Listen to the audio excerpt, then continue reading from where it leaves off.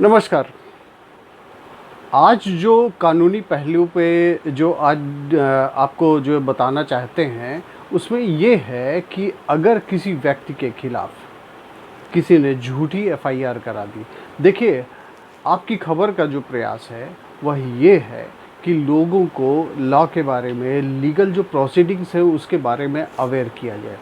इसके लिए हम जो तथ्य हैं, जो लोगों से जुड़े होते हैं, वह लोगों के सामने प्रस्तुत करने से पहले उसके जो एक्सपर्ट्स हैं, उनसे कई बार बातें की जाती हैं। कई सारे सुप्रीम कोर्ट, हाई कोर्ट, इन सब की रूलिंग्स निकाली जाती हैं और उसके बारे में रिसर्च करने के बाद में और जितनी भी हमसे हो सकती है, जो भी जानकारी प्राप्त करने के बाद में आपकी खबर के व्यूवर्स को वो हम बताने का प्रयास करते हैं।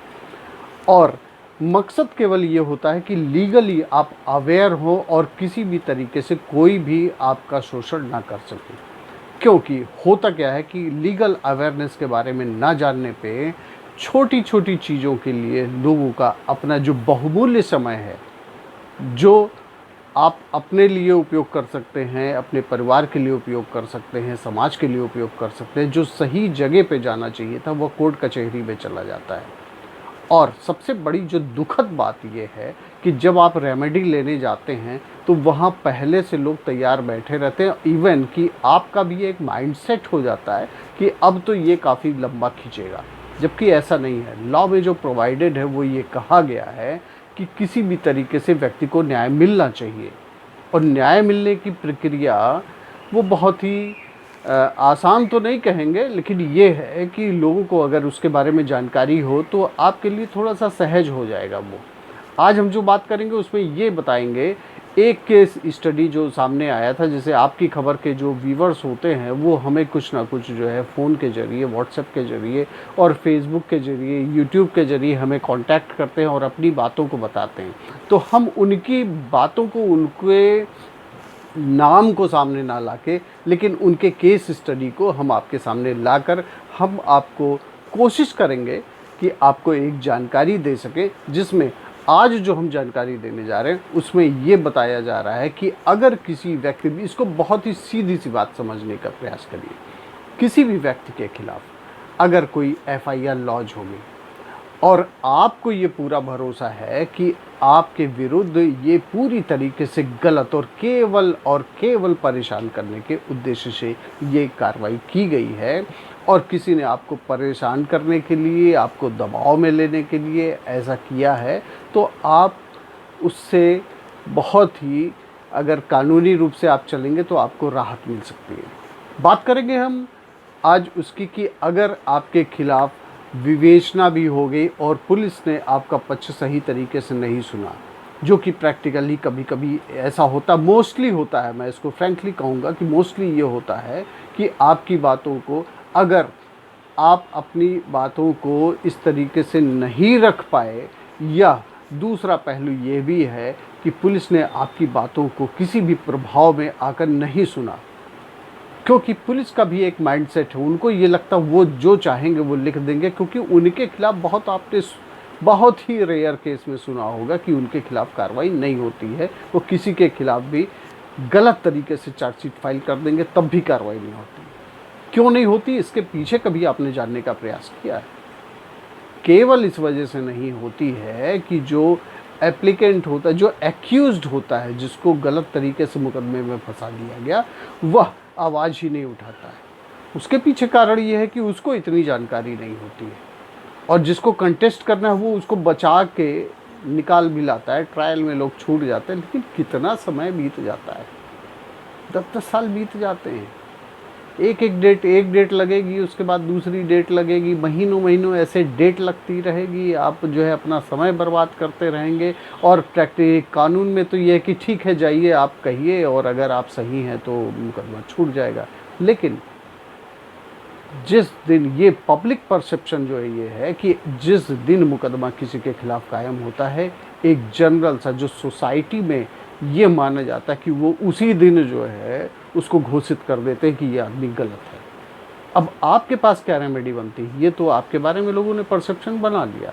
आपके पास में रेमेडी ये बनती है, हम फिर से अपनी बात पर वापस आएंगे कि अगर पुलिस ने आपके खिलाफ गलत तरीके से चार्जशीट फाइल कर दिया और जो आरोप आपको लगे थे उसमें उन्होंने आपके खिलाफ जांचें करके और अपने तरफ से घोषित कर दिया कि इनके खिलाफ ये आरोप बनते और चार्जशीट फाइल कर दिया कोर्ट में।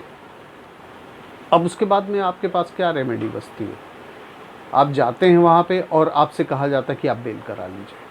ठीक है, बेल भी आप करा लीजिए, उसके बाद में आप मुकदमा लड़ते रहिए। कब तक चलेगा वो आपके हाथ में नहीं है। आपको जो मैं बताना चाहता हूँ, जो मैंने स्टडी किया, जो लोगों से डिस्कशन किया, ला के एक्सपर्ट्स के बारे में बताया, बात की, तो उसमें ये निकल कर आया कि धारा 227 और 239 ये ऐसे सेक्शन है सीआरपीसी के इसके अंतर्गत अगर आप एप्लीकेशन फाइल करते हैं, डिस्चार्ज की एप्लीकेशन इसको बोली जाती है, जिसमें आप सीधी सी बात में, सीधी भाषा में समझिए कि डिस्चार्ज की एप्लीकेशन ये कही जाती है कि जो भी आरोप लगाए गए हैं विवेचना के बाद में पुलिस ने जो चार्जशीट भेजी है वह गलत है। और ये तो प्रूफ आप ही को करना होगा।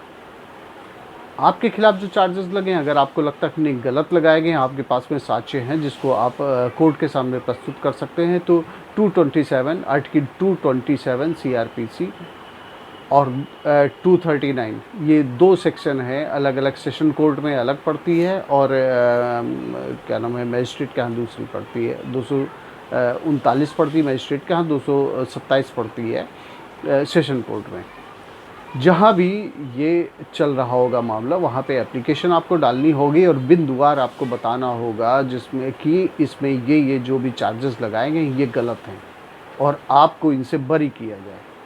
और कोर्ट की ये जिम्मेदारी बनती कि आप उनके खिलाफ आप इस बारे में एप्लीकेशन देते हुए आप ये कहेंगे कि आपको इस मामले से बरी किया जाए। इसको डिस्चार्ज की एप्लीकेशन बोलते हैं। मैंने जो बात की, कई सारे एडवोकेट्स ने कहा कि मोस्टली ये होता नहीं, इन प्रैक्टिकल लॉ में तो प्रोवाइडेड है, लेकिन होता क्या है कि मोस्टली इसको कोर्ट के द्वारा या तो पेंडिंग रखा जाता है या तो डिस्चार्ज की एप्लीकेशन को रिजेक्ट कर देते हैं। ठीक है, रिजेक्ट कर दिया, लेकिन आप एप्लीकेंट बने, आपकी बात तो सामने आई, आपने कहा वहाँ पे कि आप गलत नहीं हैं। उसी दिन से आप ये समझिए कि एक जो परसेप्शन था, जो आप ही जवाब देते जा रहे थे, अब आपने अपनी बात को रखा, इस अंतर को समझिए। और आपने डिस्चार्ज की एप्लीकेशन में इस अंतर को रखते हुए आपने डिस्चार्ज की एप्लीकेशन फाइल की, मान लीजिए उसको रिजेक्ट कर दिया, उसके बाद में आपके पास में तुरंत ही वहीं से आपका सिस्टम शुरू हो जाता है और आप उस बात की अपील कर सकते हैं। आप सेशन कोर्ट में भी जा सकते हैं, आप हाई कोर्ट में भी जा सकते हैं, और तब इस चीज़ को समझने का प्रयास करिएगा। तब जो बातें होती, आप अपनी जो आपको गलत तरीके से फंसाया गया है, आप वहाँ पे अपनी बेगुनाही साबित करते हैं। एक तो ये बात हो गई, और कहीं ना कहीं आपकी बात सुनी जानी तय है।